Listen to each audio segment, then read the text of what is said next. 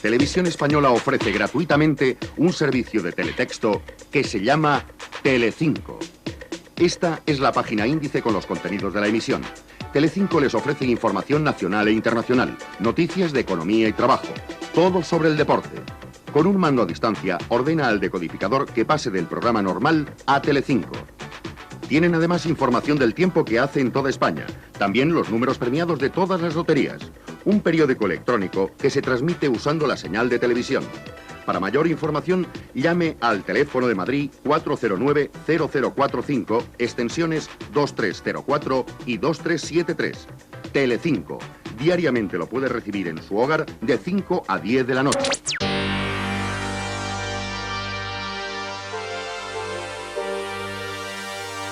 Hace poco intenté explicarle a mi primo pequeño lo que supuso el teletexto para la generación de los 80 y los 90, cuando Internet todavía estaba en pañales.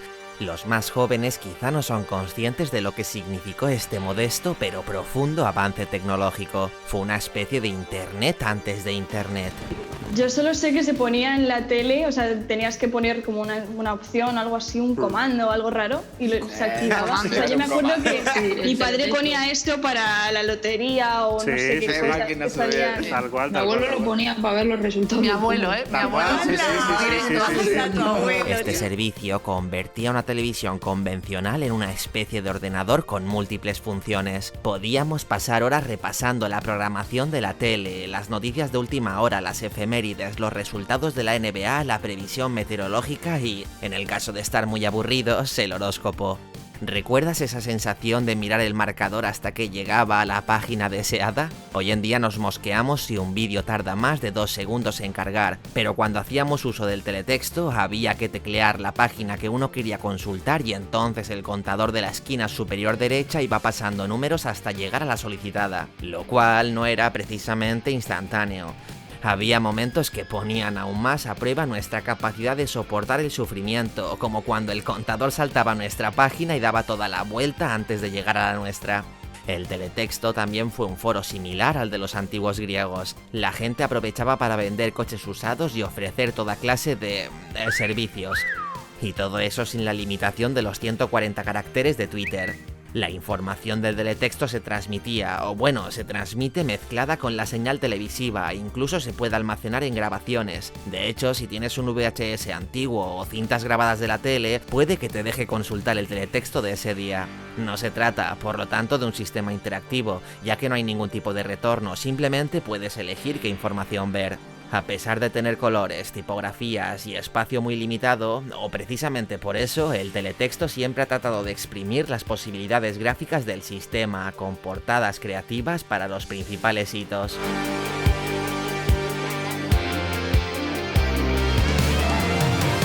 Todo era una metáfora de un periódico, cada pantalla del teletexto era llamada página, y como si de un periódico se tratase, el teletexto llegó a tener una sección de cartas al director donde los espectadores podían escribir para opinar sobre cuestiones de actualidad. Lo cierto es que facilitaba mucho la información cuando Internet apenas había empezado a caminar. Sobre todo, esta herramienta comunicativa era de gran utilidad para consultar la parrilla televisiva y poder grabar las películas para poder disfrutarlas al rato. No obstante, su valía poco a poco se ha difuminado por la gran cantidad de información de la que disponemos gracias a las nuevas tecnologías. Entonces, ¿cómo funcionaba realmente el teletexto? ¿Cuándo se implantó en nuestro país? ¿Todavía sigue en uso?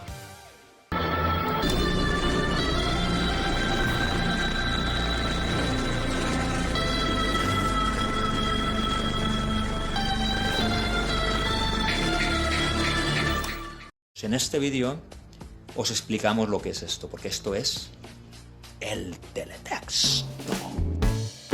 Desde los años 60, el General Post Office estuvo desarrollando sistemas para transmitir datos junto con la señal de televisión. A principios de los 70, técnicos de la BBC pusieron en marcha el primer teletexto. Este sistema se llamó Cefax. No fue hasta años después cuando comenzó a generalizarse el nombre actual de teletexto, derivado del servicio alternativo desarrollado por Oracle. En 1974, los televisores más modernos de aquel entonces dieron luz verde a la creación de una herramienta revolucionaria en los servidores de muchas casas con 30 páginas de información. La invención de teletexto supuso un antes y un después en la forma de consumir información. A pesar de su sencillez, el servicio de teletexto siguió activo en la BBC hasta el año 2012. La BBC llegó a utilizar el teletexto para ofrecer la descarga de programas de software sencillos, que se podían obtener conectando una terminal especial vía teletexto. Este sistema se denominaba telesoftware, y aunque no llegó a ser muy popular, sentó las bases de futuros sistemas interactivos. En España, el teletexto llegó por primera vez a través de la televisión pública, Televisión Española, en mayo de 1988 y le pusieron el nombre de Telecinco, quizás queriendo mostrarlo como un canal más y teniendo en cuenta que en algunas autonomías ya había 2 canales además de Televisión Española y la 2. Se llama teletexto. Aunque ahora el teletexto está funcionando tan solo a nivel experimental, dentro de poco tiempo estará funcionando para toda España. Y ya lo estáis leyendo. Será un servicio totalmente gratuito que os brindará Televisión Española. Sin embargo, este nombre no duraría demasiado y pronto cambió al actual, un sencillo teletexto Televisión Española. Gracias al teletexto, Televisión Española comenzó a servir a los espectadores noticias de última hora que podían ser consultadas en cualquier momento, así como resultados deportivos y resultados de la lotería y de la ONCE. En un principio, y precisamente por esto, el teletexto supuso un gran impacto negativo para la prensa en papel. Tras su aterrizaje en la televisión pública y visto el impacto que tuvo en la sociedad, unos años más tarde las cadenas privadas también le hicieron un hueco a este servicio. Y finalmente, en las redes del teletexto también cayeron las cadenas autonómicas. A finales de los 90, el teletexto formaba parte de casi el 100% de los televisores comercializados y su popularidad, tras 10 años de existencia, se extendió hasta superar los 10 millones de usuarios. A diferencia del caso del Reino Unido y la BBC, en España este servicio sí se mantiene en los principales canales. Técnicamente, el modelo de teletexto de España destaca especialmente por el uso de una paleta de colores limitada: rojo, verde, amarillo, azul, rosa magenta, azul cian y blanco. Algunos colores incluso llegaron a adoptar ciertos significados, y el rosa solía usarse para el contenido para adultos o eróticos. Al principio, los redactores de teletexto escribían sus textos a máquina. Luego, los operadores los maquetaban en teletexto con un programa especial y se grababan en un disquete que este se entregaba al realizador para que se emitiesen. Teletexto solo se puede obtener si tiene usted un decodificador como este que yo tengo en la mano, que cuesta aproximadamente, incluidos mando y teletexto, unas 15.000 pesetas. Era la época del disquete, aún no habíamos jubilado las máquinas de escribir y las noticias de las agencias de prensa se imprimían en kilométricas tiras de papel que luego había que cortar. Era el 16 de mayo de 1988 y con estos profesionales nacía el servicio de teletexto en Televisión Española y en España.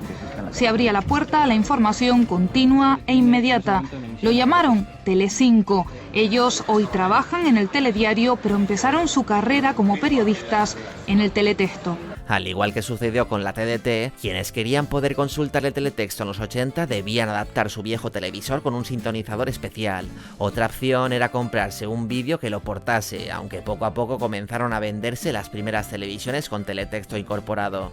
La llegada del teletexto fue considerada por muchos como el inicio de la televisión para sordos, y es que desde el principio este sistema tuvo a la comunidad de gente con problemas de audición como gran aliado. El teletexto permitía subtitular programas y series. En 1998 se dio un paso más allá, con el subtitulado de un programa en directo, el debate sobre el estado de la nación.